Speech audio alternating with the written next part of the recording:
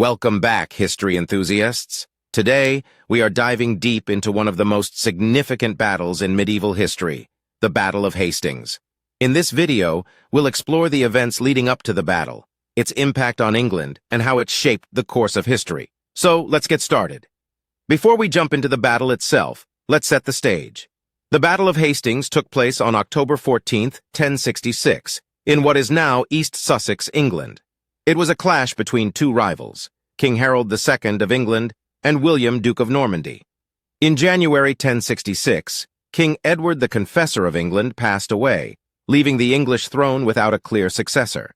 Harold Godwinson, who was chosen as Edward's successor by the English Witan, Council of Nobles, faced multiple challenges to his claim.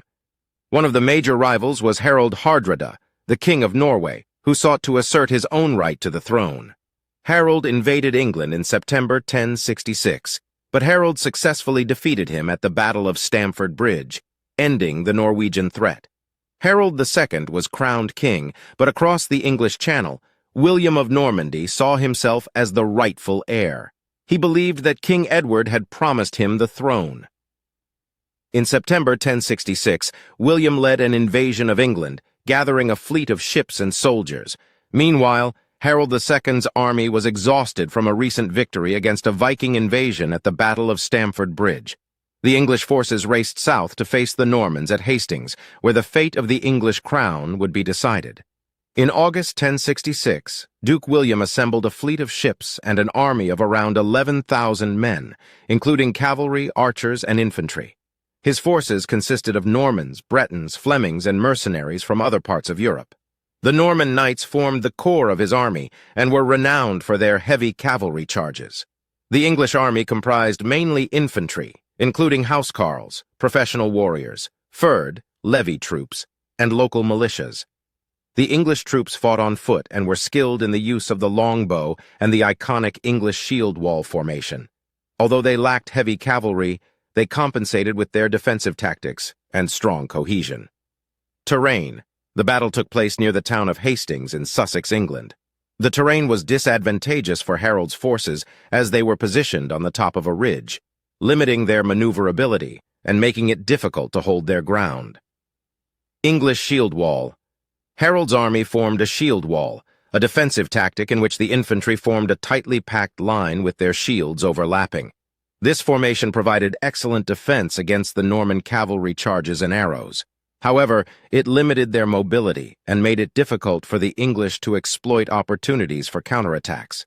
Norman cavalry charges.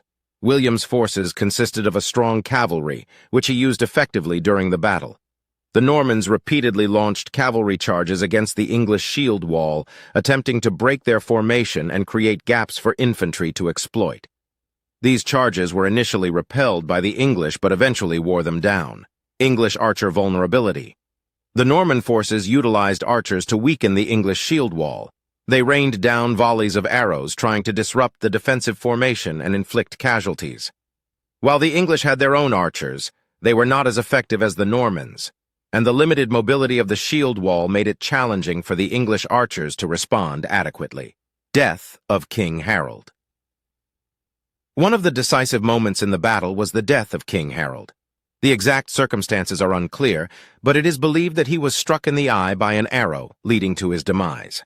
Harold's death significantly demoralized the English troops and deprived them of effective leadership, ultimately contributing to their defeat. Norman feigned retreat. At one point during the battle, the Normans executed a feigned retreat, luring a portion of the English forces to break their shield wall and pursue the retreating enemy. This opened up gaps in the English lines, which the Normans exploited by turning around and attacking the isolated English units from the flanks. Norman discipline and tactics.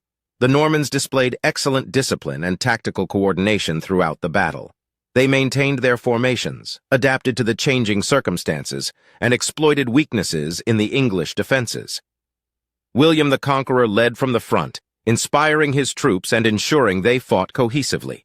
In conclusion, the Battle of Hastings was a pivotal event that shaped the course of English history.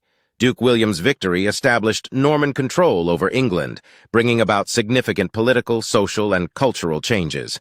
Thank you for listening. Please like, share, and subscribe.